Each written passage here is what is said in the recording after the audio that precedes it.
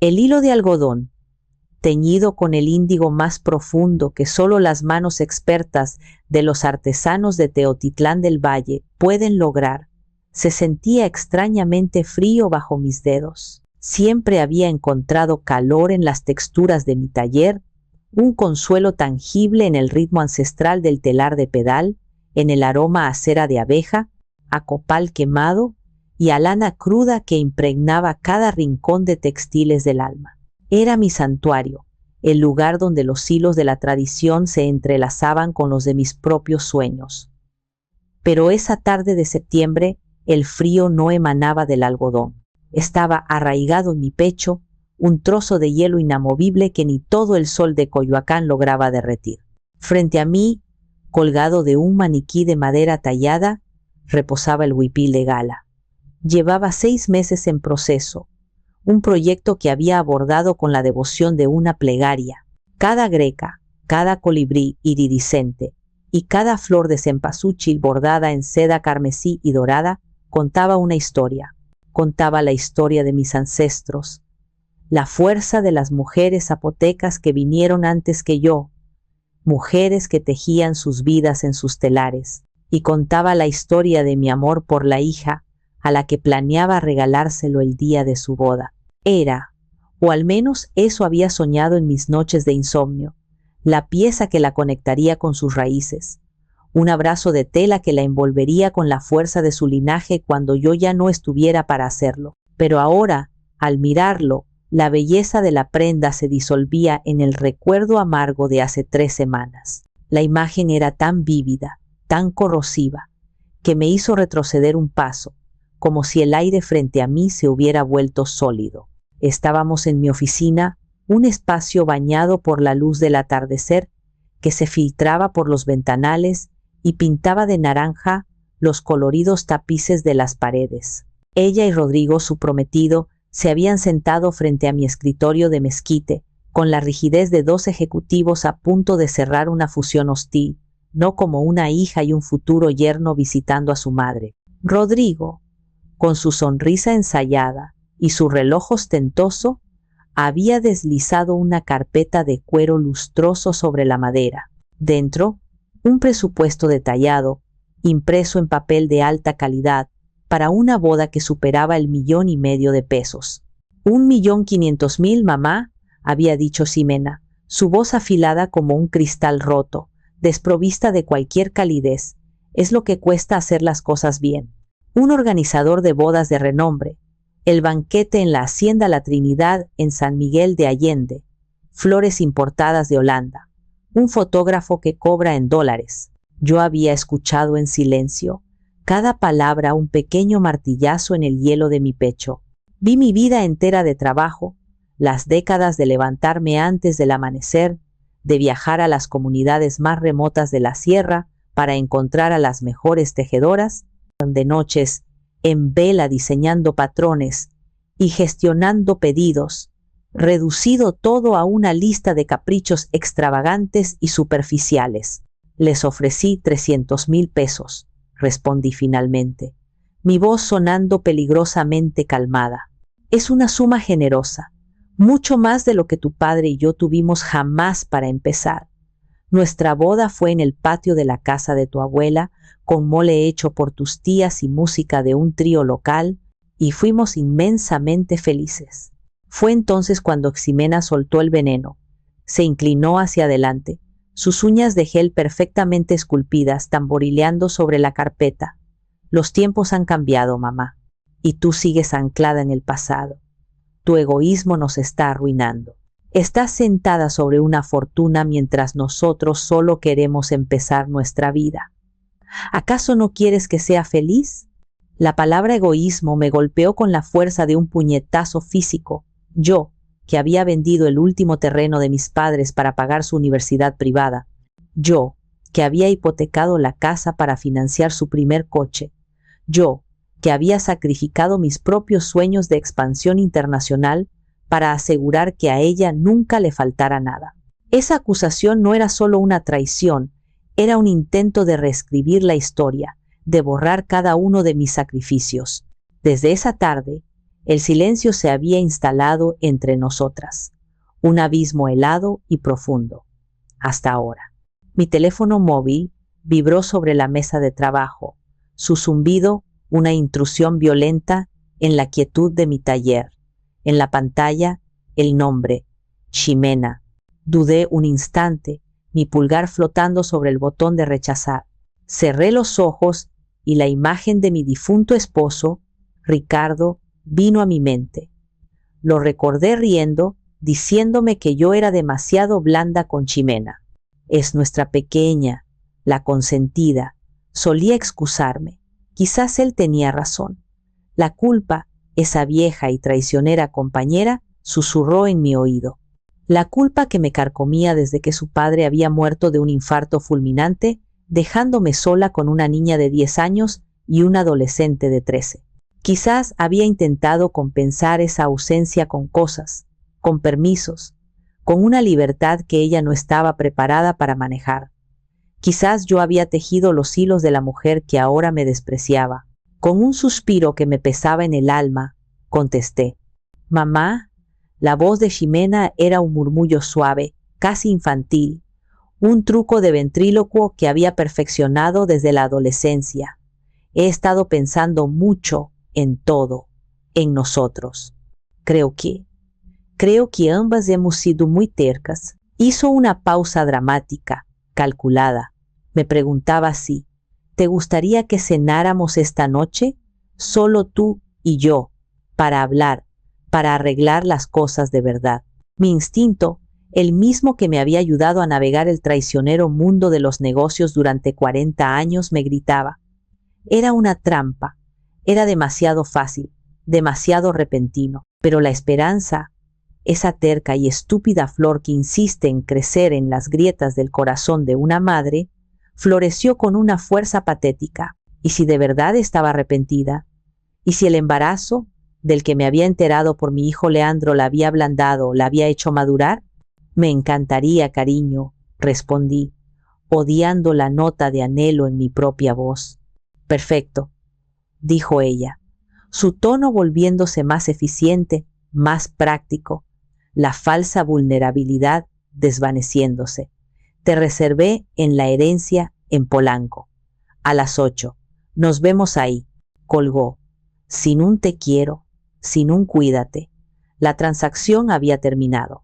Y el frío en mi pecho regresó, más intenso que nunca. La herencia. Un nombre terriblemente irónico para el lugar donde, presentía, mi hija intentaría ejecutar el robo final. El tráfico de la Ciudad de México a las 7 de la tarde era un monstruo de 1000 cabezas que rugía, echaba humo y se movía con una lentitud exasperante. Normalmente me sumergiría en un audiolibro o en la selección de jazz clásico de la radio para aislarme del caos. Pero esa tarde, el caos exterior no era nada comparado con la tormenta que se gestaba en mi interior. Dejé la radio en silencio y el único sonido era el zumbido del motor y el latido ansioso de mi propio corazón. Cada semáforo en rojo, cada embotellamiento, parecía una conspiración del destino para darme más tiempo a solas con mis fantasmas, para obligarme a recorrer las salas de mi museo personal del dolor. Al tomar el viaducto, mis ojos se posaron en un espectacular anuncio de un lujoso salón de fiestas en la colonia del Valle. La imagen de una quinceañera sonriente me transportó casi 20 años atrás. La fiesta de 15 años de Ximena. La recuerdo con su vestido pomposo color durazno, una princesa de cuento de hadas. Pero la memoria que realmente perduraba no era la de su sonrisa para las fotos, sino la de su ceño fruncido en la cocina. Yo había decidido encargarme personalmente del banquete, no solo para ahorrar dinero, sino porque quería que tuviera un toque personal, el sabor de nuestra herencia. Pasé 3 días seguidos sin apenas dormir, coordinando a mis hermanas y primas para preparar el mole negro oaxaqueño de la abuela, los chiles rellenos, las tlayudas. La cocina de nuestra casa se convirtió en un hervidero de risas, de historias, de amor cocinado a fuego lento. Para mí era la ofrenda más grande que podía darle. pero recuerdo haberla encontrado en la cocina, justo antes de que llegaran los invitados. ¿De verdad tenías que hacerlo tú todo, mamá?, me preguntó, su voz un susurro avergonzado. Mariana, mi amiga, tuvo un banquete de ambrosía. Se ve más profesional. En ese momento la vi mirándome, con mi mandil manchado de mole, y por primera vez sentí que se avergonzaba de mí, de mi esfuerzo, de mi amor casero. Le sonreí y le dije que todo estaría delicioso, pero por dentro algo se había quebrado. Fue la primera vez que comprendí que mi lenguaje de amor, el del esfuerzo y el sacrificio, no era uno que ella entendiera o valorara. El flujo del tráfico me llevó hacia la Avenida de los Insurgentes, y al pasar cerca de la icónica torre de rectoría de la UNAM, la imagen de Leandro vino a mi mente, mi hijo mayor. Tan diferente. Lo recordé llegando a casa tarde por la noche, con ojeras pero con los ojos brillantes de emoción, mostrándome sus maquetas de arquitectura. Recordé cómo trabajaba los fines de semana en un despacho de arquitectos, ganando una miseria, pero orgulloso de comprarse sus propias herramientas, sus propios libros. Nunca pidió nada. Su orgullo era silencioso, sólido como las estructuras que diseñaba. Unos kilómetros más adelante, el coche se detuvo frente a un espectacular anuncio de la Universidad Anáhuac, otra pieza de mi colección. El contraste era brutal. Recordé la mañana en que firmé los papeles de la venta del único terreno que nos quedaba en nuestro pueblo de Oaxaca. Era la herencia de mis padres, un pedazo de tierra fértil que olía a lluvia y a hogar, el lugar donde Ricardo y yo habíamos soñado construir una pequeña casa de retiro. Lo vendí sin dudarlo para pagar la colegiatura de Ximena. Ella quería codearse con la gente bien, decía. Su argumento era que las conexiones que haría allí serían más valiosas que cualquier título. Mientras tanto, Leandro se abría paso en la selva de la universidad pública, compitiendo con miles, destacando por puro talento y disciplina. Se graduó con mención honorífica. Ximena apenas pasó, quejándose constantemente de lo aburridos que eran sus profesores y de la presión de los exámenes.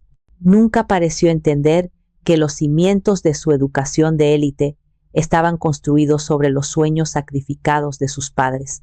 La culpa me arañó de nuevo, una garra afilada en mi garganta. Fui yo quien cavó este abismo entre mis hijos.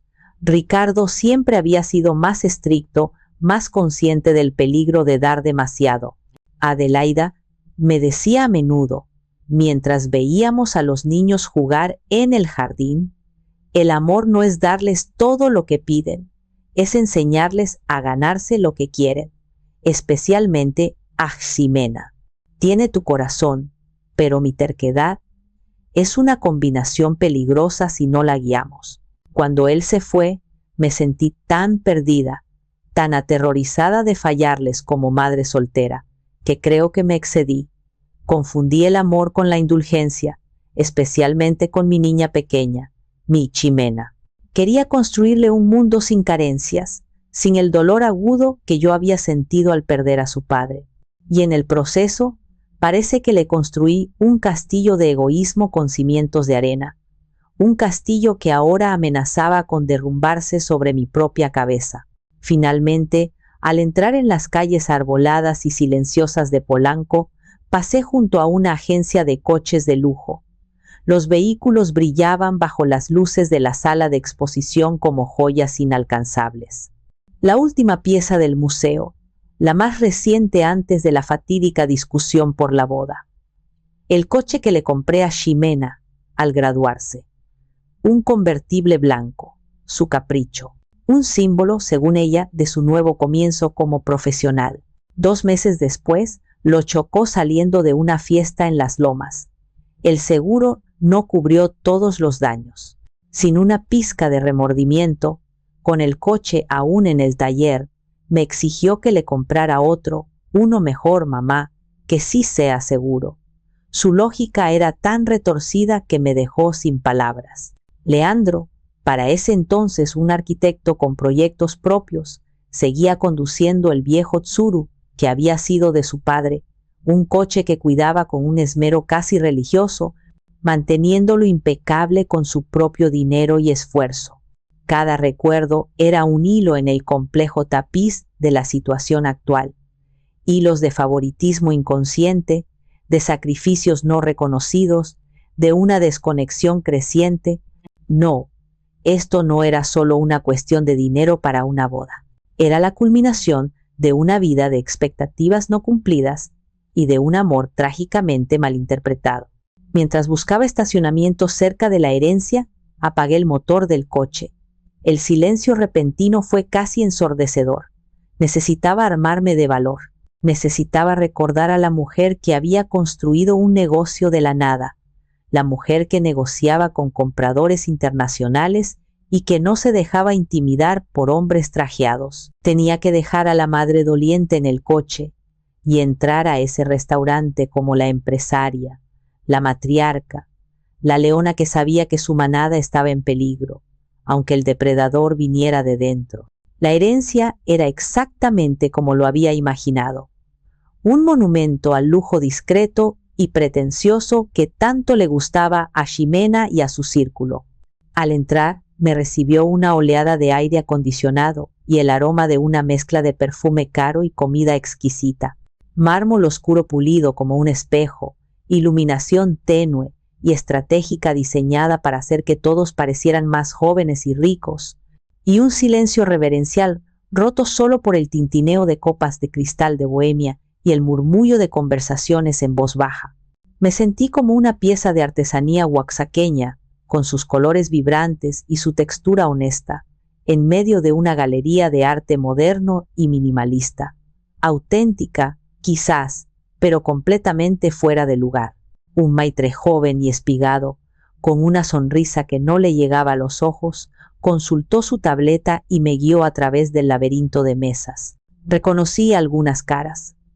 Un político de segundo nivel, una actriz de telenovela, varios empresarios de los que hablaban en las páginas de sociales. Era el ecosistema perfecto para mi hija, un lugar donde las apariencias lo eran todo. Me llevó a un rincón apartado, casi un reservado privado, separado del resto del salón por un biombo de madera oscura, y allí estaba ella, sentada sola, de espaldas a la entrada, mirando su teléfono. Ximena se veía radiante, tengo que admitirlo. El embarazo le sentaba bien, le daba un brillo especial a la piel, una plenitud que suavizaba sus rasgos habitualmente afilados. Llevaba un vestido de seda verde esmeralda que se adhería a sus nuevas curvas, un vestido que probablemente costó más de lo que yo gastaba en el supermercado en 2 meses. Su cabello oscuro caía en ondas perfectas y estudiadas sobre sus hombros. Se levantó al verme, una sonrisa ensayada en sus labios. «Mamá, qué bueno que viniste», dijo, y se acercó para darme un abrazo. Fue como abrazar a una estatua de mármol. Sentí la rigidez de sus hombros, la forma en que su cuerpo se mantenía a una distancia calculada, el beso rápido y seco en mi mejilla. No había calidez, solo el gesto vacío, una formalidad cumplida. «Tú también te ves muy bien, hija», respondí, y lo decía en serio. A pesar de la rabia y el dolor que me consumían, seguía siendo mi hija, la niña de las fotos que abarrotaban los álbumes en mi casa. Verla me provocaba una dualidad insoportable. El amor incondicional de una madre luchando contra la amarga decepción por la mujer en que se había convertido. Nos sentamos. La mesa era demasiado grande para 2 personas, creando una distancia física que era un reflejo perfecto de la emocional. Un mesero, que pareció materializarse de la nada, nos sirvió agua en copas altas. «¿Y Rodrigo?», pregunté, más por romper el hielo que por un interés real en su paradero. «Atrapado en el tráfico de periférico, ya sabes cómo es», respondió ella, sin levantar la vista de la carta de vinos, un menú tan grueso y pesado como un libro antiguo. «Pero no debe tardar. De todas formas, quería tener este momento a solas contigo. Para nosotras», la conversación que siguió fue un ejercicio de surrealismo. Hablamos del clima, de un nuevo restaurante del que había oído hablar, de lo mucho que había subido el precio del aguacate. Temas triviales, insulsos, como si estuviéramos tratando de tapar con pequeños parches un agujero gigantesco en el casco de un barco que se hunde.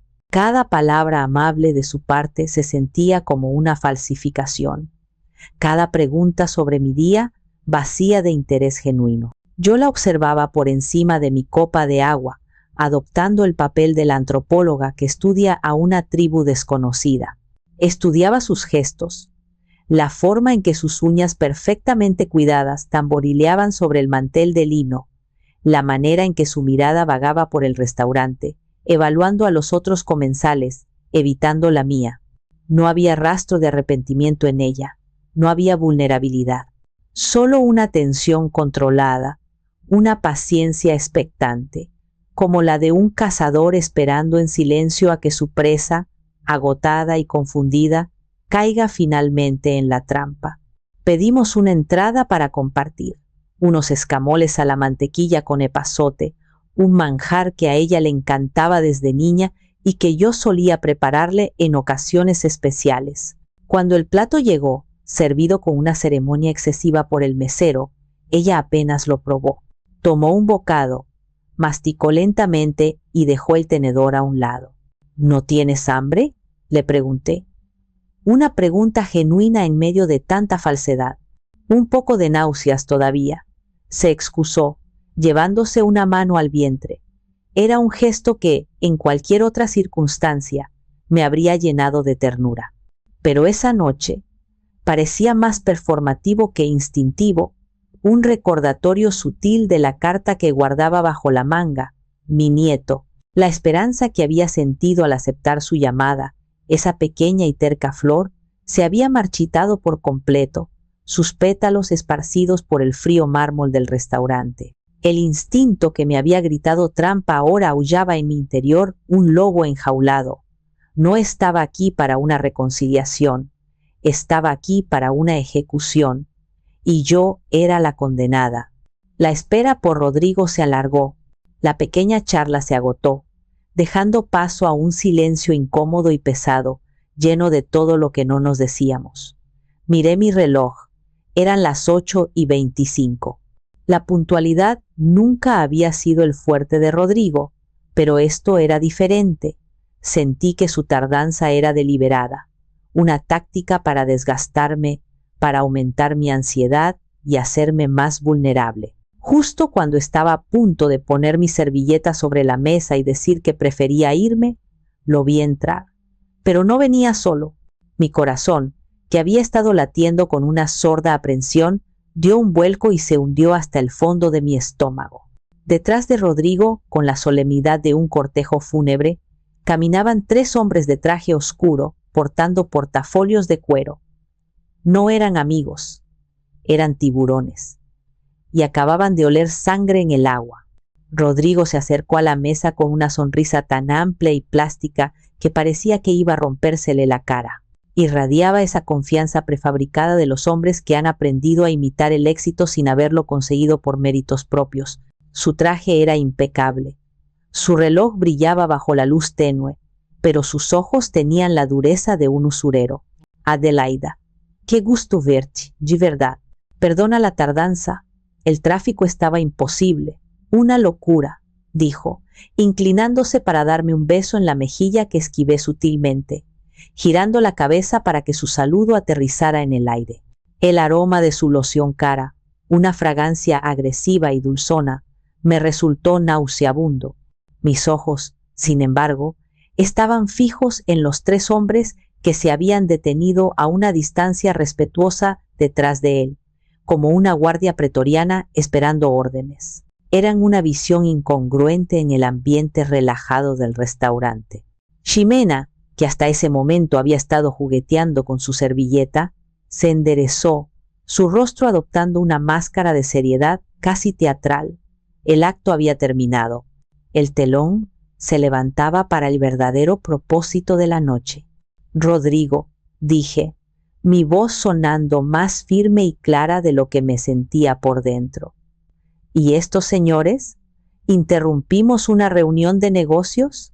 Para nada, exclamó él con un gesto casual, como si presentar a un equipo legal en una cena familiar fuera la cosa más normal del mundo. De hecho, ellos son la razón por la que podemos tener esta conversación tan importante.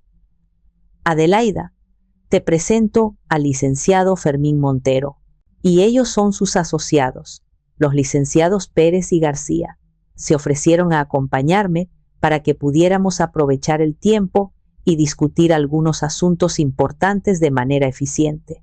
El licenciado Montero, un hombre de unos 50 y tantos, con cabello plateado peinado hacia atrás con gomina y una sonrisa que no alcanzaba a sus ojos fríos de reptil, dio un paso adelante y me extendió la mano. La estreché. Su piel era seca y fría como el papel. Señora Rivera, un verdadero placer.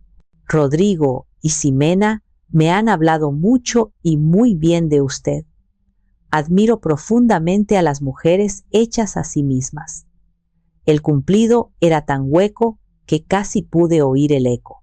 Los otros dos, más jóvenes, con el aspecto de graduados ambiciosos y hambrientos, asintieron en silencio, sus miradas profesionales recorriendo la mesa, evaluando la situación como si fuera la escena de un crimen. Se movieron con una eficiencia coordinada, tomando las sillas vacías de una mesa contigua y colocándolas alrededor de la nuestra. El movimiento fue tan rápido y organizado que en menos de un minuto nuestro rincón íntimo se había transformado en una improvisada y hostil sala de juntas. El mesero, que se acercaba con la carta de vinos, se detuvo en seco, confundido, y con una mirada de disculpa retrocedió discretamente hacia las sombras.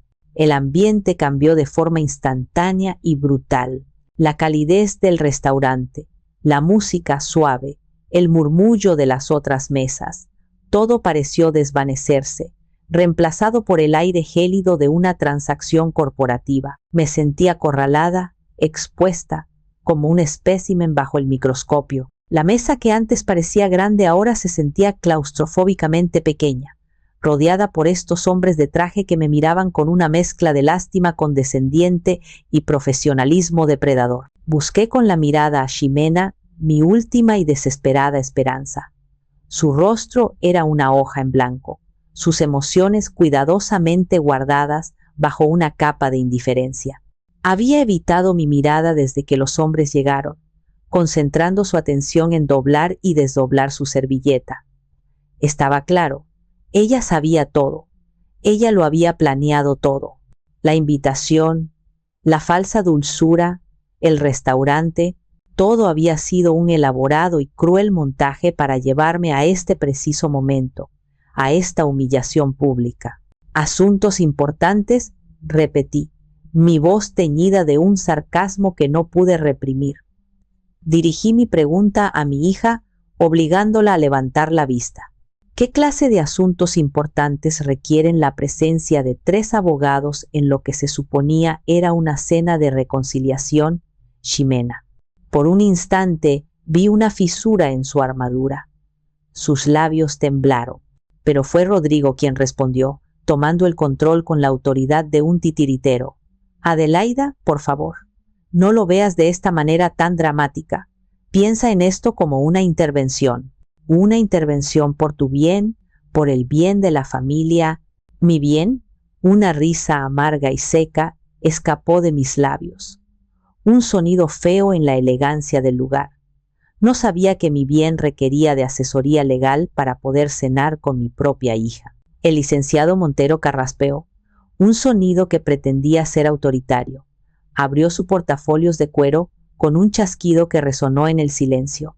Señora Rivera, si me permite, entendemos que esto puede parecer inusual, pero su hija y su futuro yerno están profundamente preocupados por usted, por su futuro, por la gestión de su vasto y complejo patrimonio. Simplemente queremos ayudarla a asegurar su legado para las generaciones venideras. La palabra legado en su boca sonó como una obscenidad, un insulto. Mi legado, el trabajo de mi vida, la herencia de mis ancestros, el sudor y las lágrimas invertidas en cada hilo, siendo discutido por estos extraños como si fuera una simple partida en un balance financiero. La rabia, una rabia fría, pura y lúcida, comenzó a subir por mi garganta, ahogando el dolor y el miedo. La madre que había llegado a este restaurante con una pizca de esperanza había muerto. En su lugar estaba despertando la empresaria, la negociadora, la loba que había sobrevivido y prosperado en un mundo de hombres, y estaba lista para luchar por su territorio. El licenciado Montero extrajo de su portafolios un fajo de documentos encuadernados con un lomo azul brillante. El papel era grueso, de alta calidad, el tipo de papel reservado para contratos que cambian vidas o las destruyen. Deslizó el documento sobre el mantel de lino con la suavidad calculada de una serpiente moviéndose por la hierba. Se detuvo justo frente a mí, perpendicular al plato de escamoles a medio comer. En la portada, en letras doradas y elegantes, un título que me heló la sangre a pesar de la rabia que sentía. Poder notarial general para actos de dominio. Mis manos, que descansaban en mi regazo, se cerraron en puños tan apretados que sentí mis propias uñas clavándose en las palmas. No necesitaba leer el contenido. En mis años de empresaria, había visto y firmado cientos de documentos legales. Conocía perfectamente el alcance de esas palabras. No era una simple autorización para manejar cuentas. Era una abdicación. Era el equivalente legal a entregar las llaves de mi vida entera. Les daría control absoluto e irrevocable sobre mis cuentas bancarias, mis propiedades en Oaxaca y en la Ciudad de México y, lo más importante, sobre el corazón de mi existencia, mi empresa, Textiles del Alma. Mi alma, literalmente, puesta en sus manos codiciosas. Como le decía, señora Rivera, continuó Montero, su voz un zumbido monótono y condescendiente, como si le estuviera explicando algo a una niña o a una anciana senil. A su edad, y con el tremendo estrés que conlleva dirigir un negocio tan exitoso y demandante, es prudente y, de hecho, muy sabio empezar a delegar responsabilidades. Este documento simplemente nombra a su hija Ximena y a su prometido, el señor Rodrigo Fuentes, como sus apoderados legales. Hizo una pausa, mirándome por encima de sus gafas de montura dorada. Ellos podrían encargarse de las decisiones financieras del día a día, de supervisar las inversiones, de negociar con proveedores y compradores, todo, por supuesto, manteniéndola informada. Esto le permitiría a usted dar un paso atrás, relajarse y disfrutar de un merecido descanso. Piénselo como una jubilación anticipada, una forma de asegurar que su magnífica obra continúe prosperando sin que usted tenga que cargar con el peso diario. Tengo 62 años, licenciado. No 102, respondí, mi voz cortante, cada palabra afilada, y mi negocio me da vida, no estrés. El estrés me lo provocan situaciones como esta. Rodrigo intervino, poniendo una mano sobre el documento con un gesto posesivo, como si ya le perteneciera. Su voz era melosa, un intento burdo de sonar razonable. Adelaida, por favor, nadie está dudando de tu increíble capacidad. Eres una leyenda, pero los mercados cambian, la economía es volátil, el mundo digital. Nosotros tenemos la energía, la visión moderna y los contactos para maximizar tus activos, para llevar a Textiles del Alma al siguiente nivel. Es por el bien de la familia, para asegurar el futuro de nuestro hijo. Y ahí estaba de nuevo, el niño, el nieto que aún no había nacido, mi supuesto talón de Aquiles, siendo usado como la pieza central de su chantaje. Levanté la vista y por primera vez la clavé en los ojos de Ximena, ignorando a los hombres. La desafié a que me sostuviera la mirada, a que tuviera la decencia de enfrentar las consecuencias de sus actos.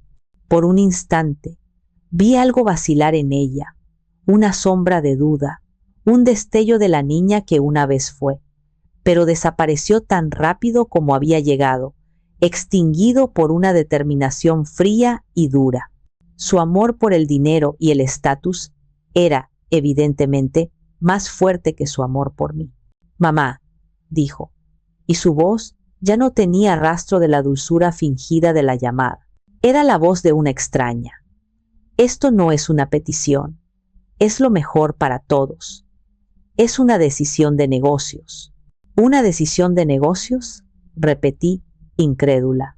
«¿Estás hablando de la vida de tu madre, de la herencia de tus abuelos, y lo llamas una decisión de negocios?». Vi en sus ojos no solo la codicia que había visto en Rodrigo, vi algo más profundo y doloroso, una extraña desesperación, una necesidad casi patológica de superarme, de tomar control, de finalmente ser la protagonista de su propia vida, aunque fuera destruyendo la mía. Era como si quisiera borrar mi éxito para poder construir el suyo sobre mis ruinas. La envidia, me di cuenta con una punzada de dolor, era una motivadora mucho más poderosa que la gratitud. «No», dije en voz baja pero con una claridad absoluta que resonó en la mesa. «No voy a firmar nada». El silencio que siguió fue pesado, denso. La sonrisa de Rodrigo se desvaneció por completo. El licenciado Montero frunció el ceño, su paciencia de depredador llegando a su fin. Fue Ximena quien rompió el silencio. Se inclinó sobre la mesa, su rostro a centímetros del mío, su perfume caro invadiendo mi espacio personal. Su voz fue un susurro venenoso, cargado con el peso de la traición final. Un susurro que solo yo podía oír, pero que pareció gritar en todo el restaurante. «Escúchame bien, mamá», siseó. Cada palabra una pequeña daga de hielo. «Este bebé que llevo dentro es tu único nieto, tu sangre, tu legado. O firmas este papel ahora mismo, o puedes olvidarte de que algún día lo conocerás. No sabrás su nombre, no lo verás dar sus primeros pasos, no escucharás su primera palabra. Te enviaré una foto al año, quizás, para que veas lo que te perdiste. Morirás sola, Adelaida, sabiendo que tu estúpido orgullo y tu egoísmo te costaron lo único que realmente importa». El mundo a mi alrededor se desvaneció. El murmullo de los comensales, el tintineo de los cubiertos, la suave música de fondo, todo se convirtió en un zumbido blanco y ensordecedor. Solo existíamos ella y yo, en medio de una burbuja de crueldad inimaginable. El golpe fue brutal, visceral. Sentí un dolor físico, una opresión en el pecho tan intensa que me costaba respirar. Era la culminación de todas las decepciones, de todos los sacrificios ignorados. Era el arma definitiva, el ataque más bajo y cobarde posible. Usar la vida inocente de su propio hijo como un arma contra su madre. Y en ese abismo de dolor, algo se rompió dentro de mí.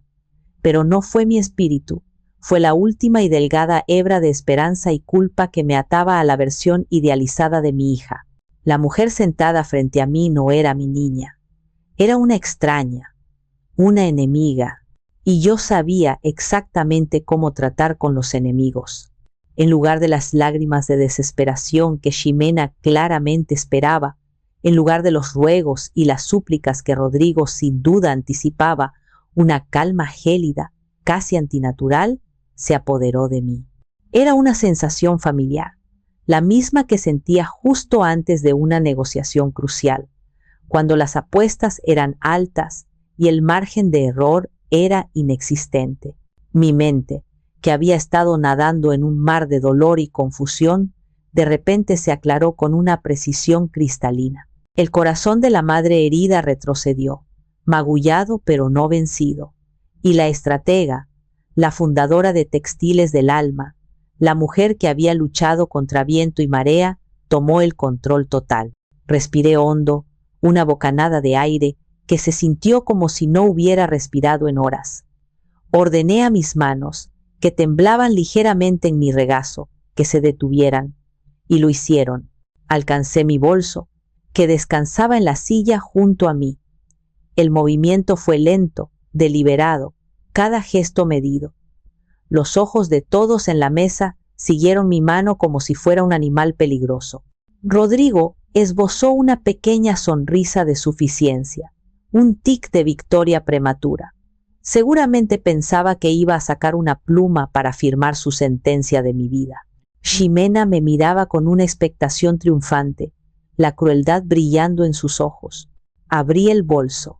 Mis dedos pasaron junto a mi cartera de cuero, junto al estuche de mis lentes para leer, y encontraron la superficie fría y familiar de mi teléfono móvil. Lo saqué y lo coloqué suavemente sobre la mesa, junto al ominoso documento azul. El contraste entre la tecnología moderna y el papel legal tradicional era marcado. Entiendo, dije, y mi propia voz me sorprendió. Sonaba serena, ecuánime, como si estuviera discutiendo el clima. Entiendo perfectamente la situación y la oferta que me están presentando. Levanté la vista y miré a cada uno de ellos a los ojos, tomándome mi tiempo. Al licenciado Montero, cuya expresión profesional ahora tenía un matiz de curiosidad ante mi falta de histeria. A sus dos jóvenes asociados, que parecían visiblemente incómodos, como si sospecharan que estaban cruzando una línea de la que no habría retorno. A Rodrigo, cuya sonrisa se había congelado en su rostro, inseguro de cómo interpretar mi calma. Y finalmente, a Ximena, cuya expresión de triunfo comenzaba a teñirse de una palpable incertidumbre. La presa no estaba actuando como se suponía que debía hacerlo. Sin decir una palabra más, desbloqueé el teléfono. Mis dedos se movieron con rapidez por la pantalla buscando un nombre en mi lista de contactos. Un nombre que para mí era sinónimo de lealtad, de integridad, de amor incondicional. El único pilar que me quedaba en pie. Leandro. Lo encontré y presioné el botón de llamar. Deliberadamente activé el altavoz. El tono de llamada sonó una, dos veces en el silencio casi absoluto de nuestra mesa. Cada tono parecía un golpe de martillo, aumentando la tensión. Bueno, la voz al otro lado era cálida, profunda y ligeramente cansada. La voz de mi hijo, mi ancla. Leandro, hijo. Soy mamá, dije, y mi voz, por primera vez esa noche, se llenó de un calor genuino que contrastaba brutalmente con la frialdad de la situación. Mamá, ¿todo bien? Es un poco tarde, respondió, y pude oír un deje de preocupación en su tono. Él me conocía. Sabía que yo no llamaba a estas horas sin un buen motivo. Todo está bien, no te preocupes, aseguré, lanzando una mirada significativa a Ximena, que ahora me miraba con los ojos muy abiertos, una mezcla de confusión y alarma comenzando a formarse en su rostro. Solo. Necesito un favor. Estoy en el restaurante La Herencia, en Polanco. ¿Crees que podrías venir ahora mismo? Hubo una pausa al otro lado de la línea. Podía imaginarlo perfectamente, en su despacho, rodeado de planos y maquetas, frotándose los ojos cansados. ¿Ahora? ¿Pasó algo? ¿Estás bien, mamá? Suenas rara. Estoy perfectamente, aseguré de nuevo, mi voz ahora con un filo de acero que solo él podría reconocer. Solo es un pequeño asunto familiar, y creo que es muy, muy importante que estés aquí para escucharlo. Por favor, hijo, te necesito. Otra pausa, más corta esta vez. Leandro era inteligente. Había captado la urgencia, la gravedad oculta tras mi calma. Sabía que yo nunca usaba la palabra necesito a la ligera. Estoy en camino, dijo finalmente, su voz ahora firme y decidida, sin rastro de cansancio. Dame 25 minutos, no te muevas de ahí. Gracias, mi amor. Aquí te espero, dije, y colgué. Coloqué el teléfono de nuevo sobre la mesa. El silencio que siguió era diferente. Ya no era el silencio de la expectación de ellos, sino el silencio de mi propia cuenta regresiva. Había movido mi primera pieza en el tablero. El juego había cambiado de forma irreversible, y la expresión en el rostro de mi hija me dijo que, por primera vez esa noche, ella no tenía ni la más remota idea de cuál sería mi siguiente movimiento. Los siguientes 25 minutos se estiraron con la elasticidad pegajosa de una pesadilla. El aire en nuestra mesa estaba tan cargado que parecía vibrar con la tensión no expresada. Nadie hablaba, nadie comía. Los escamoles, antes un manjar, ahora yacían abandonados y fríos en el centro de la mesa, un testimonio del apetito que había sido asesinado. Los asociados del licenciado Montero intercambiaban miradas nerviosas por encima de sus copas de agua intactas. Estaban claramente fuera de su elemento. Esto ya no era una simple firma de documentos en una oficina estéril.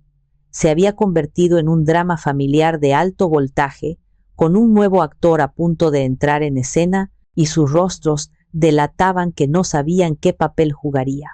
El licenciado Montero, un hombre acostumbrado a tener el control, intentó recuperarlo.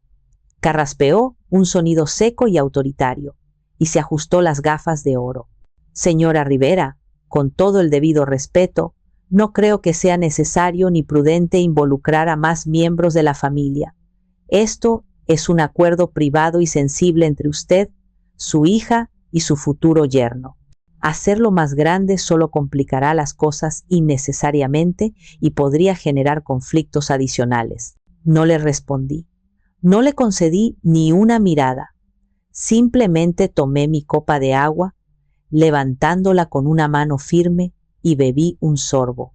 Mantuve mi mirada fija en un punto indefinido sobre su hombro, como si él fuera completamente irrelevante. Mi silencio era un muro de granito y sus palabras rebotaron en él, dejándolo frustrado y ligeramente desconcertado. Rodrigo, por otro lado, siempre el vendedor, intentó una táctica diferente. La falsa camaradería, el tono de hombre a hombre, o más bien, de hombre a mujer que él consideraba inferior. Se inclinó hacia adelante, bajando la voz como si compartiera un secreto. Adelaida, de verdad. Entiendo que estés sorprendida, es natural. Pero Leandro es un buen tipo, un artista, un poco idealista quizás. No entiende el mundo de los negocios como nosotros.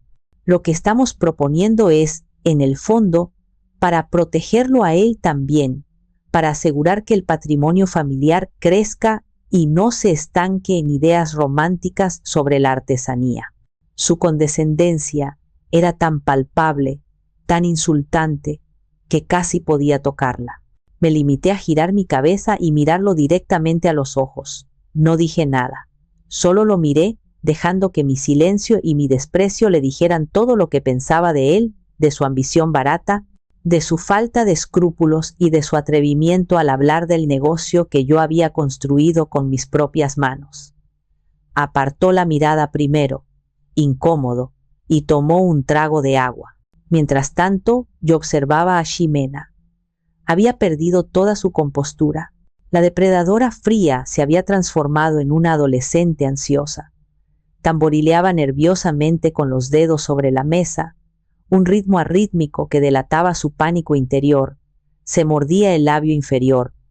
Su mirada iba de Rodrigo a Montero, y luego a mí, buscando respuestas, buscando una señal, una pista de lo que estaba pasando por mi mente. En ese momento, en su pánico, busqué desesperadamente un rastro de la niña que yo había criado, la niña que me traía flores silvestres del jardín y lloraba desconsoladamente cuando un pájaro caía del nido. Pero no había nada. Solo vi a una mujer asustada, no por haber herido mortalmente a su madre, sino por la aterradora posibilidad de que su plan perfecto, su atajo hacia la riqueza, estuviera a punto de desmoronarse. Y esa constatación fue, quizás, más dolorosa que el propio ultimátum. El tiempo goteaba, segundo a segundo, con una lentitud tortuosa. Cada minuto que pasaba en silencio se sentía como una pequeña victoria para mí. Mi calma los estaba desquiciando. No sabían cómo reaccionar ante una presa que se negaba a mostrar miedo, que se negaba a correr.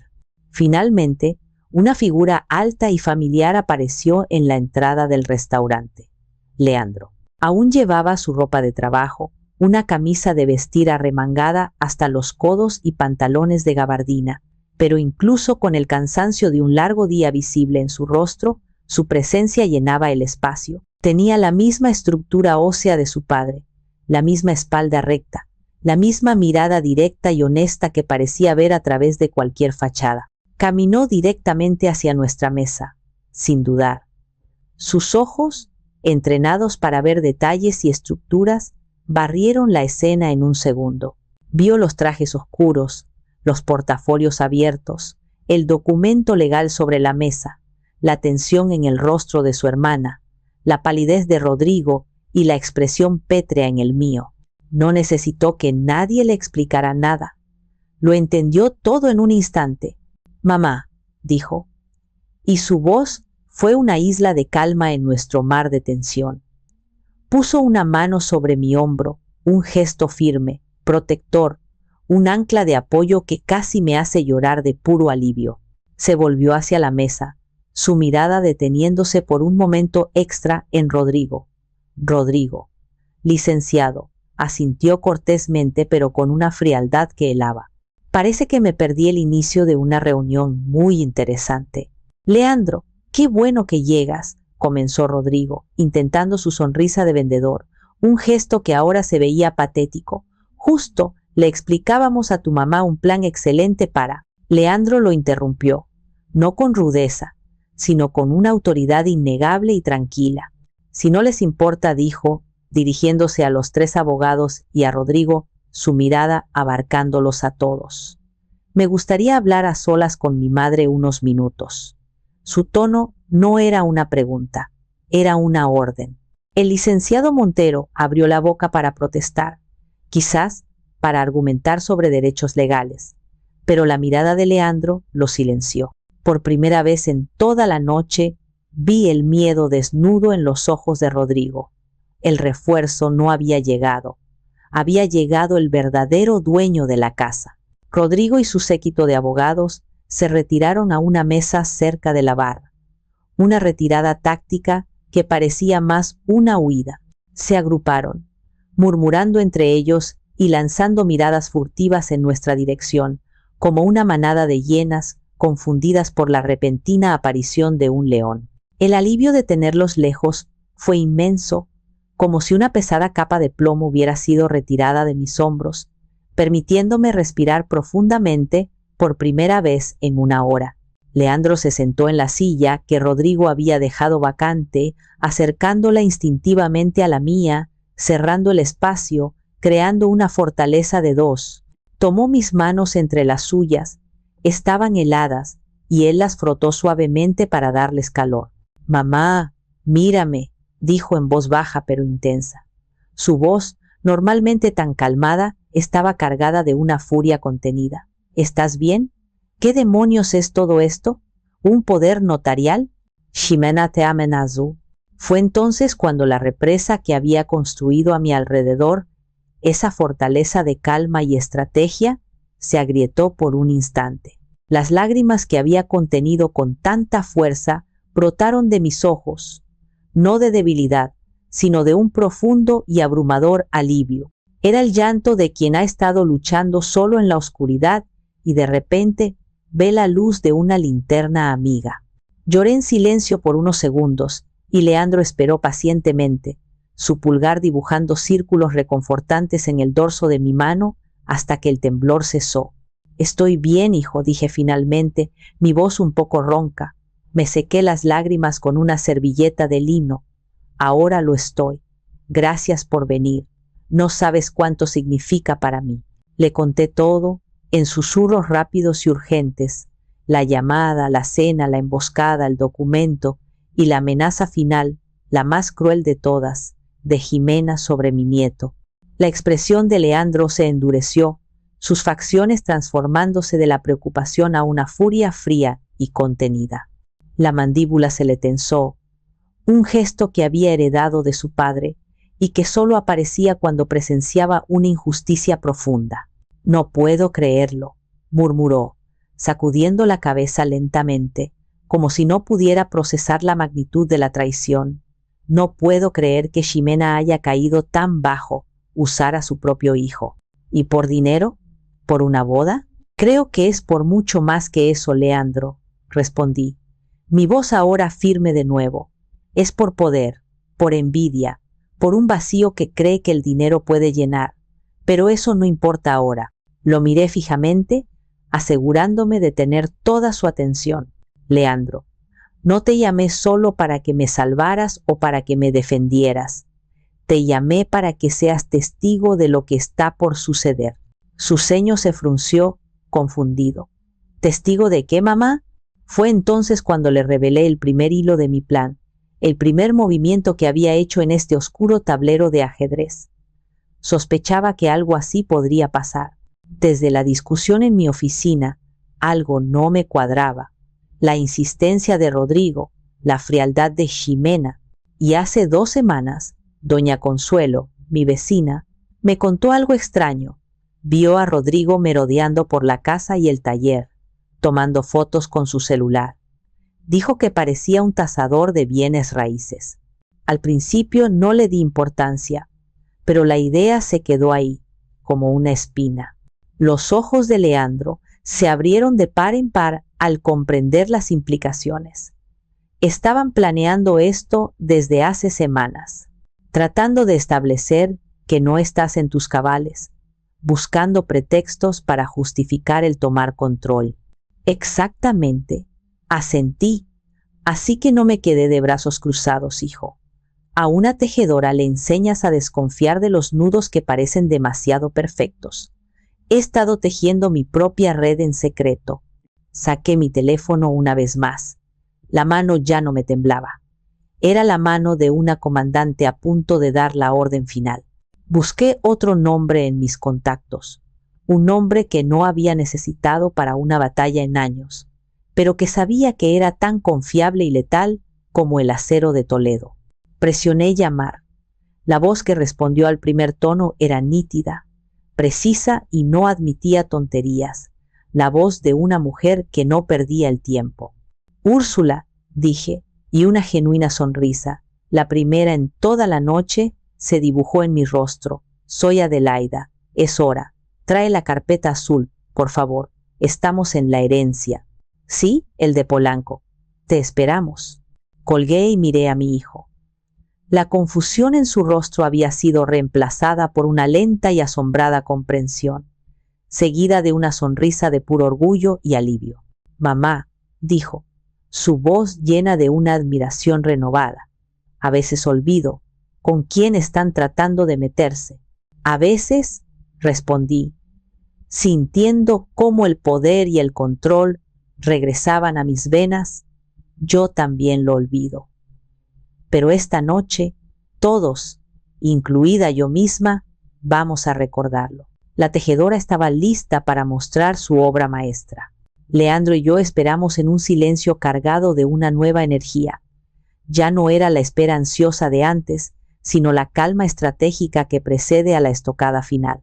Podía sentir la adrenalina corriendo por mis venas, una sensación que no había experimentado desde los primeros días de mi empresa, cuando cada contrato era una batalla por la supervivencia. A los 10 minutos, que me parecieron una eternidad, le hice una seña a Rodrigo y su grupo para que volvieran a la mesa. Regresaron con cautela, sus rostros una mezcla de arrogancia residual e incipiente nerviosismo. Claramente, la llegada de Leandro y mi misteriosa segunda llamada los habían descolocado por completo.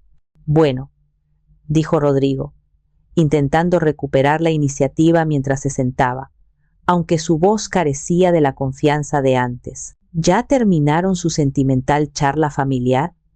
¿Podemos volver a lo importante, que es asegurar el futuro? Por supuesto, Rodrigo, respondí con una dulzura que debería haberle advertido del peligro. De hecho, justo vamos a empezar con lo verdaderamente importante, la transparencia. Metí la mano en mi bolso de nuevo. Esta vez, en lugar de mi teléfono, saqué un sobremanila grande y abultado. No lo deslicé. Lo coloqué en el centro de la mesa con un sonido suave y definitivo, como un juez golpeando con su mazo. ¿Y eso qué es?, preguntó Ximena. Su voz un hilo de tensión. Sus ojos estaban fijos en el sobre como si pudiera contener una bomba. Y en cierto modo, así era. ¿Información?, dije simplemente, mirándola directamente. Ya que esta noche parece tratarse de tomar decisiones informadas sobre mi bienestar y mis activos, pensé que sería justo que todos en esta mesa tuviéramos acceso a la misma información. ¿No creen en la debida diligencia, licenciado Montero? El abogado me dirigió una mirada agria, pero no respondió. Abrí el sobre sin prisa y vacié su contenido sobre el mantel de lino blanco. No eran documentos legales, eran fotografías a color, impresas en papel de alta calidad, y varias hojas de papel con notas mecanografiadas, como el informe de un detective de película antigua. La primera foto era de Rodrigo, de pie en la acera frente a mi casa en Coyoacán, hablando animadamente con mi vecina de toda la vida, doña Consuelo. La siguiente era una toma, claramente hecha con un teleobjetivo, de él mismo tomando una foto de la fachada de mi taller, Textiles del Alma. Rodrigo palideció visiblemente. ¿Pero qué? ¿De dónde sacaste eso? Eso es una invasión de la privacidad. ¿Me estás espiando? ¿Lo estoy? Pregunté retóricamente, mi voz suave, como la seda.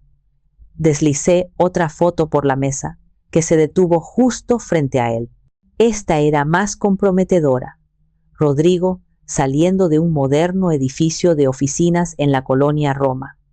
Curioso, porque este edificio alberga las oficinas de evaluaciones corporativas del Valle, uno de los principales competidores de mi consultor financiero de toda la vida. ¿Tuviste una buena reunión? Me pregunto si les preguntaste cuánto podrían ofrecer por un negocio artesanal dirigido por una anciana olvidadiza. Junto a las fotos coloqué las hojas mecanografiadas.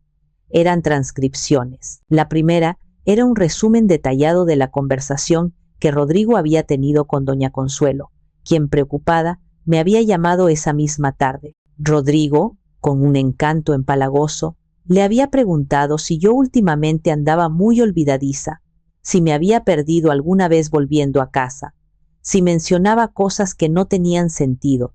Estaba, de manera sistemática, tratando de sembrar la duda sobre mi capacidad mental.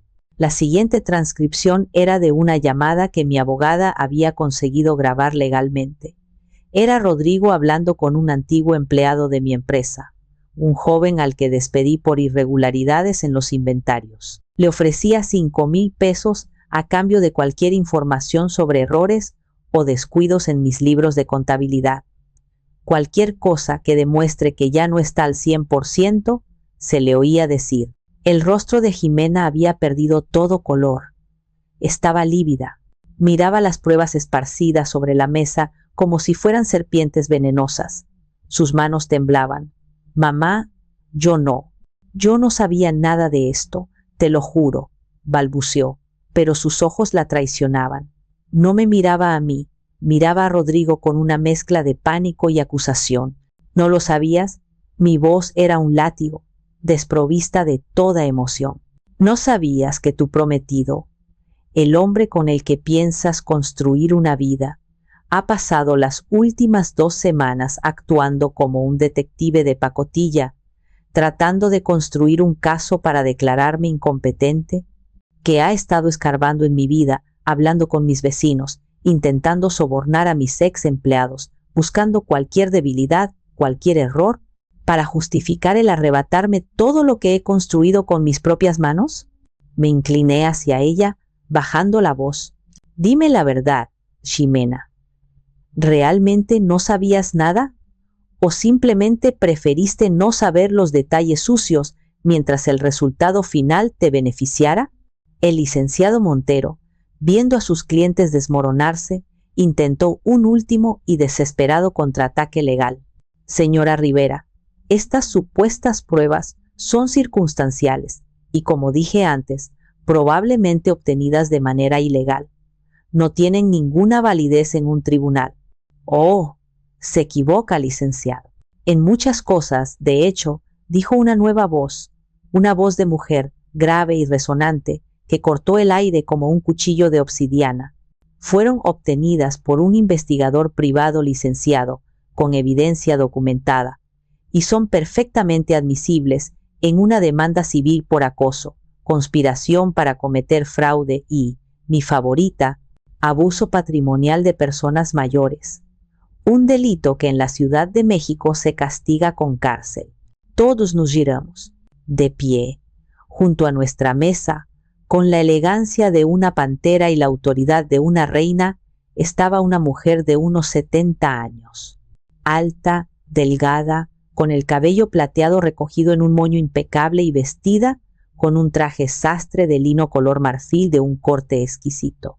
Irradiaba una autoridad tan natural y abrumadora que incluso los meseros, al pasar, bajaban la cabeza. Era Úrsula Vargas, mi abogada, mi amiga desde la universidad y la pesadilla andante de cualquier abogado que se atreviera a subestimarla. La aparición de Úrsula Vargas tuvo el efecto de una granada de aturdimiento lanzada en medio de la mesa.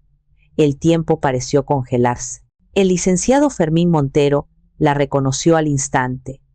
Pude ver un destello de pánico puro en sus ojos de reptil, un reconocimiento que iba más allá del simple profesionalismo. En los círculos legales de la Ciudad de México, Úrsula no era solo una abogada, era una institución. Su apodo, ganado a pulso en décadas de batallas legales, era la Dama de Hierro, una abogada que, según la leyenda, nunca había perdido un caso de derecho familiar o patrimonial en 40 años de carrera, y era conocida por su memoria prodigiosa y su desprecio por los abogados mediocres y poco éticos. Úrsula, dije, y una genuina y amplia sonrisa se extendió por mi rostro. Sentí como si la caballería hubiera llegado en el último momento de una película del oeste. Gracias por venir. Veo que llegas justo a tiempo para la parte más interesante de la velada. Adelaida, querida, respondió ella, su voz con un matiz de afecto que desapareció en cuanto su mirada, aguda como la de un halcón, se posó en el resto de la mesa. Detrás de ella, un hombre más joven y de aspecto serio, su asociado, colocó discretamente una silla adicional traída por un mesero que parecía moverse por voluntad de ella. Úrsula se sentó con una elegancia deliberada, colocando su elegante portafolios de cuero sobre la mesa con un sonido sordo y autoritario. No se molestó en mirar a Rodrigo o a Ximena. Su atención estaba completamente centrada en su colega Fermín Montero, a quien sometió a un escrutinio tan intenso que el hombre empezó a sudar visiblemente bajo las luces del restaurante.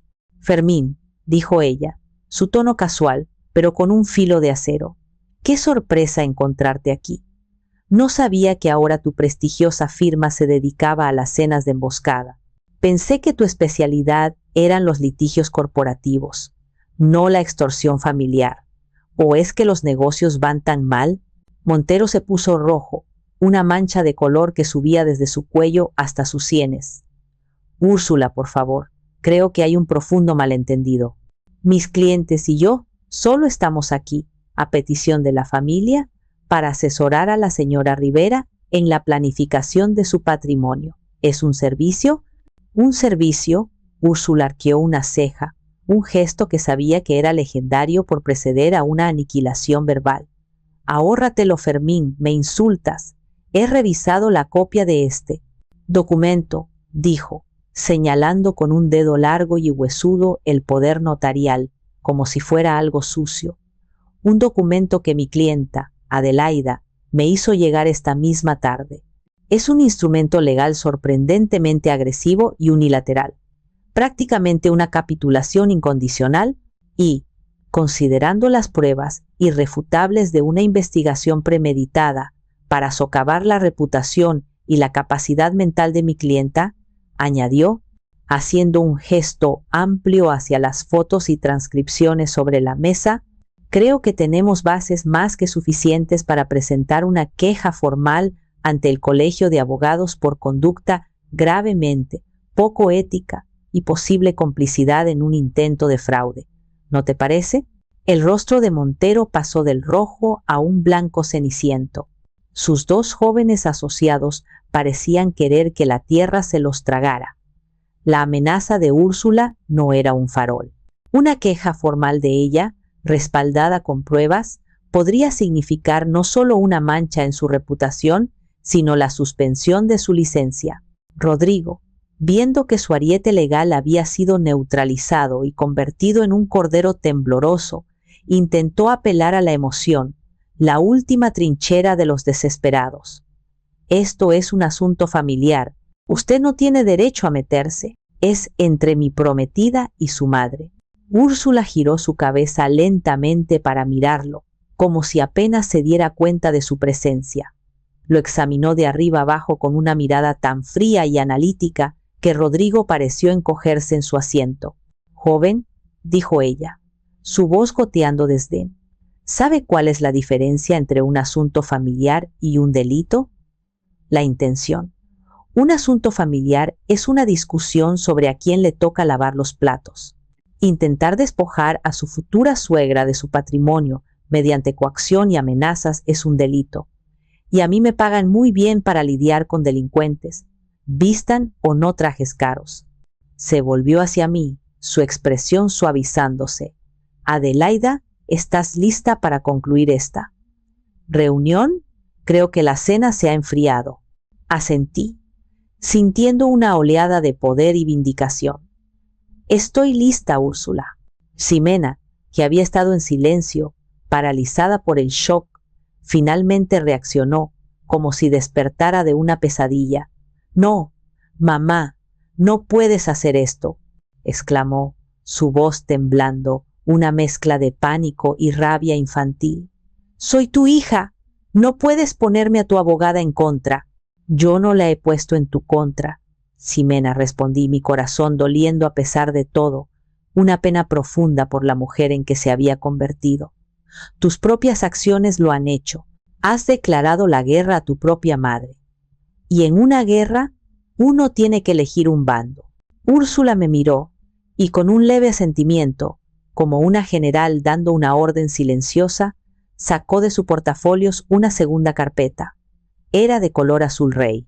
La colocó sobre la mesa, cubriendo las fotos y las notas del detective, reemplazando la evidencia del crimen por la proclamación de la justicia. «Muy bien», dijo Úrsula, su voz resonando con una finalidad absoluta que silenció toda la mesa. «Ya que el tema de esta noche es el legado de la señora Rivera, creo que es momento de que todos conozcan las disposiciones que ella, una mujer en pleno uso de sus facultades mentales y con una visión de futuro admirable, ya ha tomado al respecto».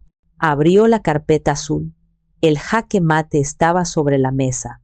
Dentro de la carpeta azul rey no había un solo documento, sino un expediente grueso, meticulosamente organizado, con sellos notariales y firmas en cada página relevante.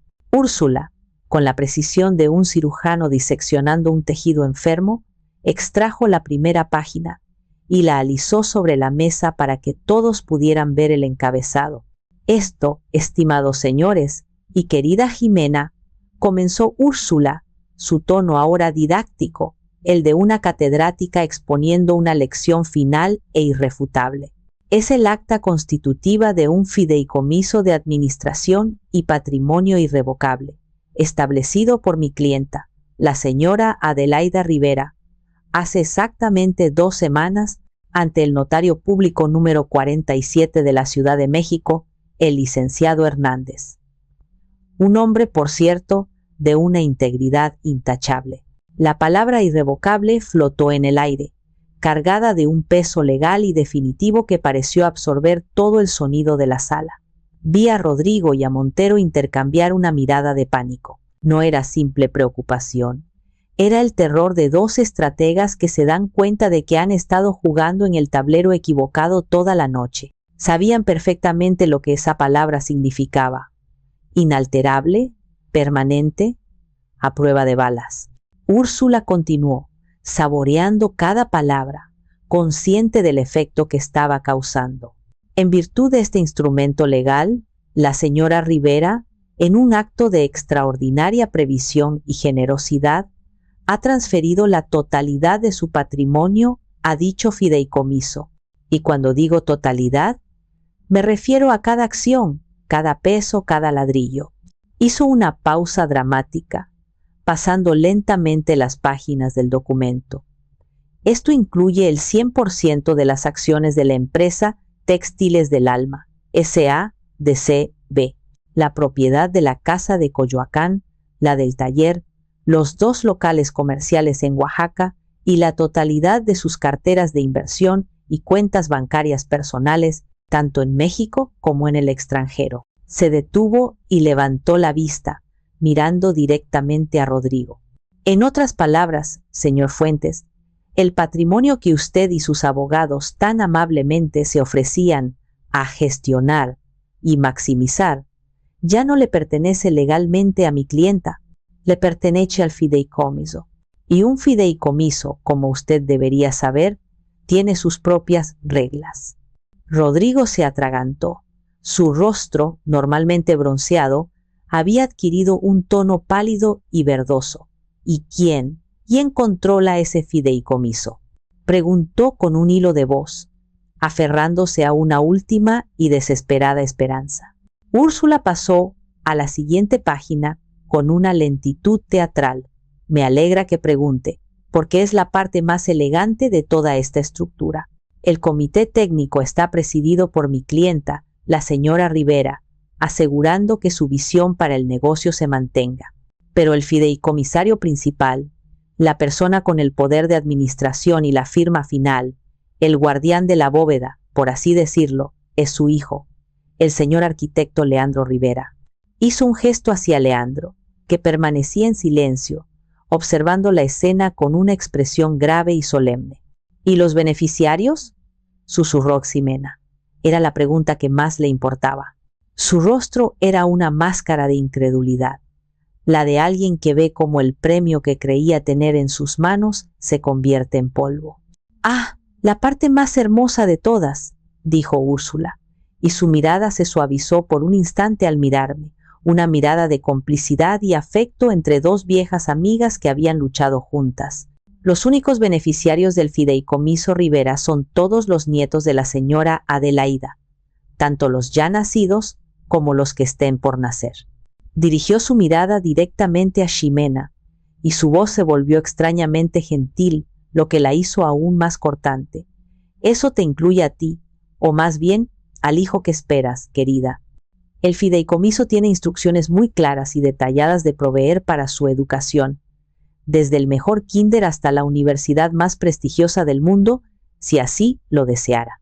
Cubrirá todos sus gastos médicos, presentes y futuros, y le proporcionará un apoyo económico razonable para su manutención hasta que cumpla los 25 años de edad.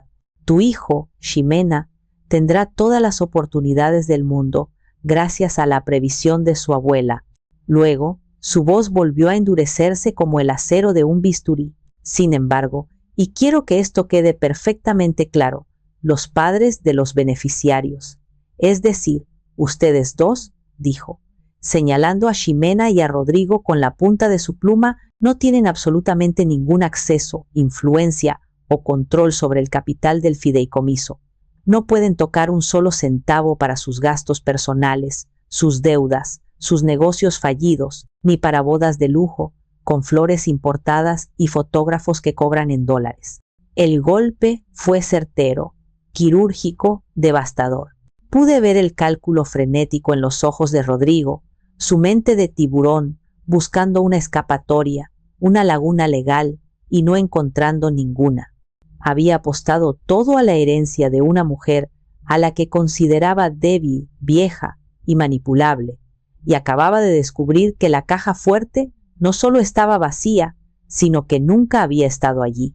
La llave la tenía su enemigo jurado. Ximena solo me miraba a mí, sus labios entreabiertos, sus ojos llenos de una mezcla de rabia y una comprensión aturdidora y tardía. Había intentado usar a su hijo como un arma para robarme, y en cambio, yo, con la ayuda de Úrsula, lo había usado como un ancla para proteger su futuro de la codicia y la inmadurez de sus propios padres.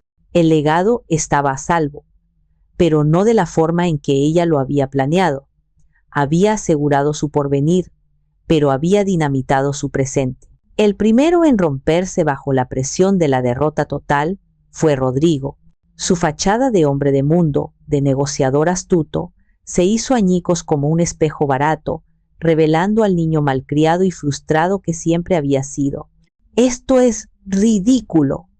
Es completamente ilegal», gritó, su voz subiendo de tono hasta casi convertirse en un chillido.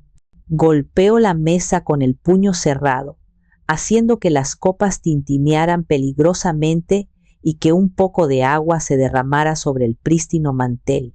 Varios comensales de las mesas cercanas se giraron a mirar, sus rostros una mezcla de curiosidad y desaprobación.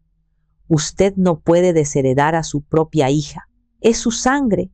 Ximena, por el amor de Dios, diles algo. Diles que teníamos un acuerdo, que teníamos planes». Ximena, sin embargo, parecía haber perdido la capacidad de hablar. Su boca se abría y se cerraba, pero no salía ningún sonido. Solo me miraba, y las lágrimas que ahora brotaban de sus ojos ya no eran de cocodrilo. Eran lágrimas de pura e impotente furia, de humillación. Las lágrimas de alguien que ha perdido el juego de manera definitiva y humillante. Leandro, que había permanecido en silencio hasta ese momento, se puso de pie. Su estatura, su calma, su presencia imponente, todo en él contrastaba con el patético arrebato de Rodrigo. Proyectó una sombra sobre la mesa. «Baja la voz, Rodrigo», dijo Leandro, su tono bajo y peligroso, el tipo de voz que no necesita gritar para ser obedecida. «En primer lugar, no le hables así a mi madre. En segundo lugar, no tenías ningún acuerdo. Tenías un plan de extorsión y se acabó». El licenciado Montero, viendo el desastre total y preocupado por su propia reputación, comenzó a recoger sus cosas con una prisa apenas disimulada. «Creo que nuestra labor aquí ha terminado», dijo, evitando la mirada de Úrsula.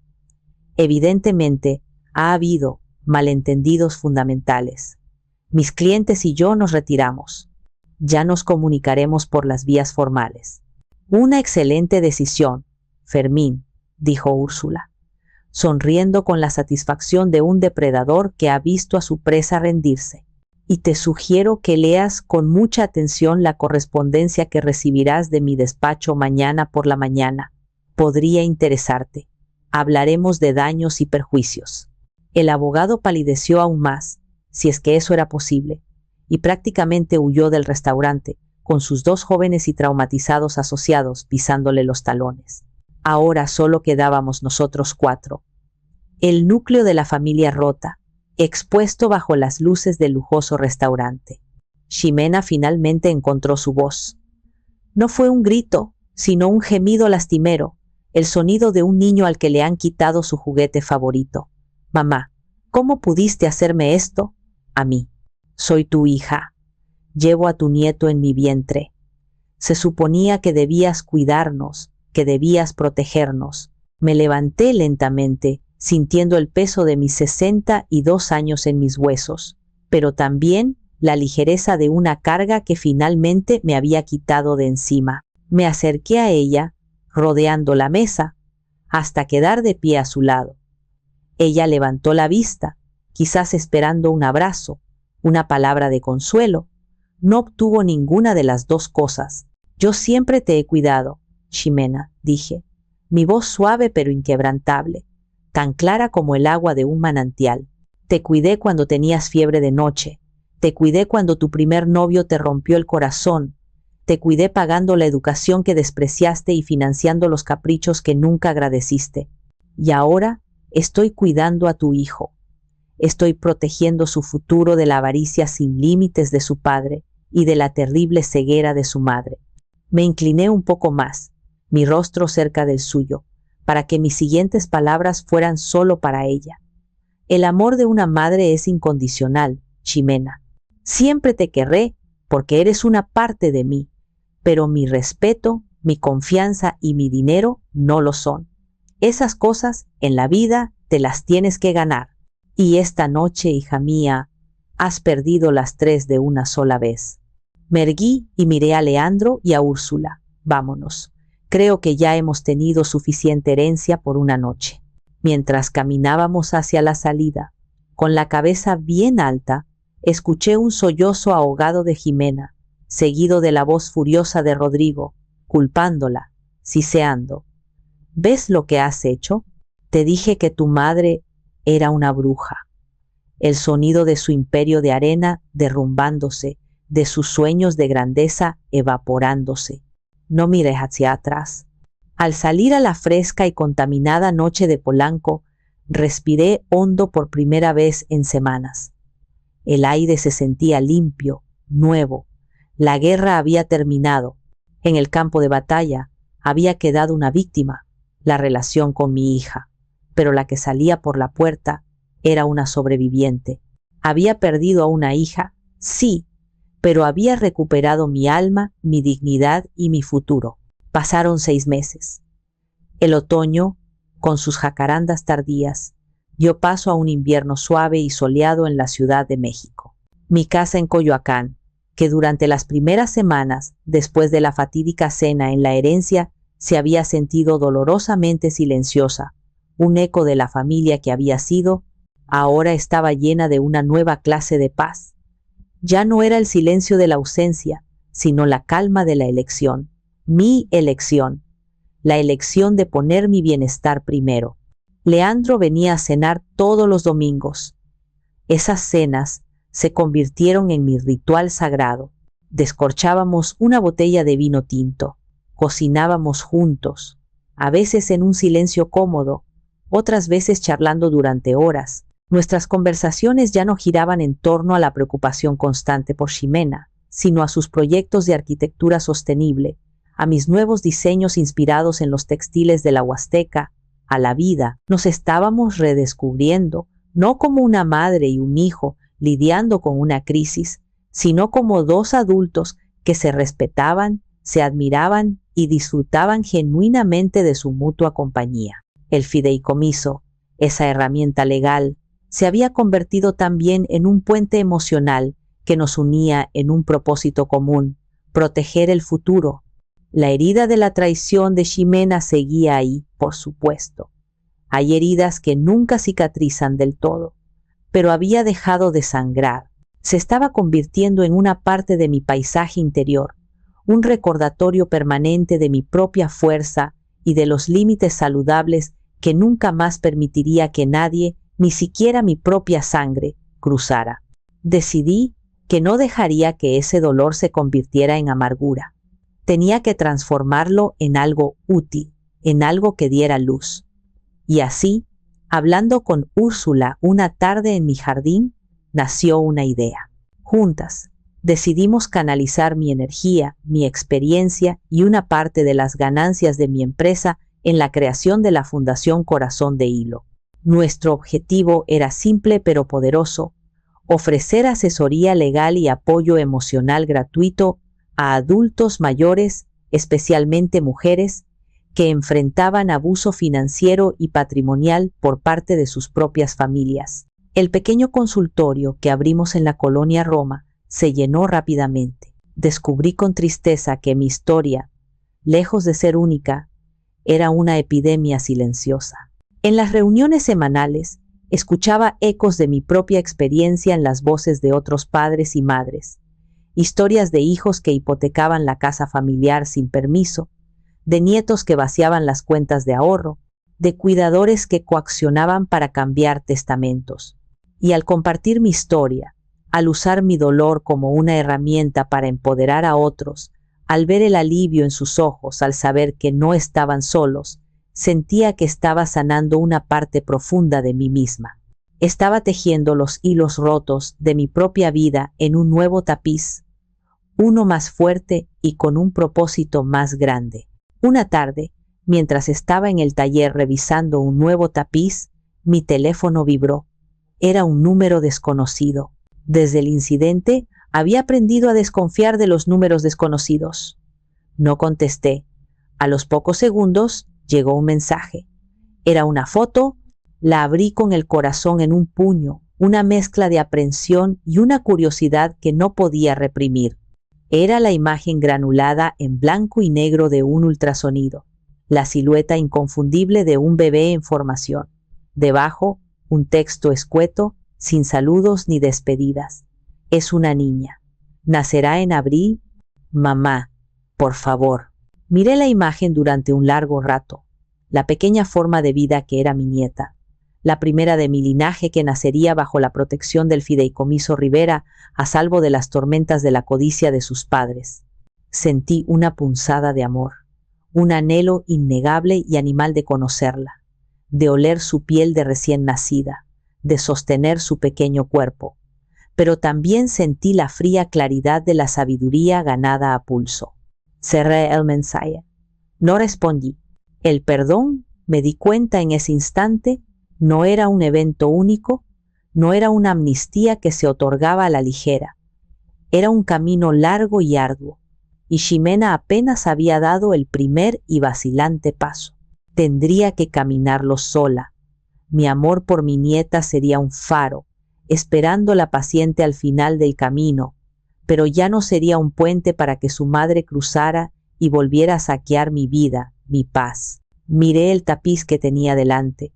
Hilos de colores vibrantes se entrelazaban para crear un diseño complejo y hermoso, lleno de vida. Había cortado los hilos podridos, y la obra, mi vida, finalmente estaba completa, fuerte y en paz. Había elegido mi propio diseño, y era hermoso.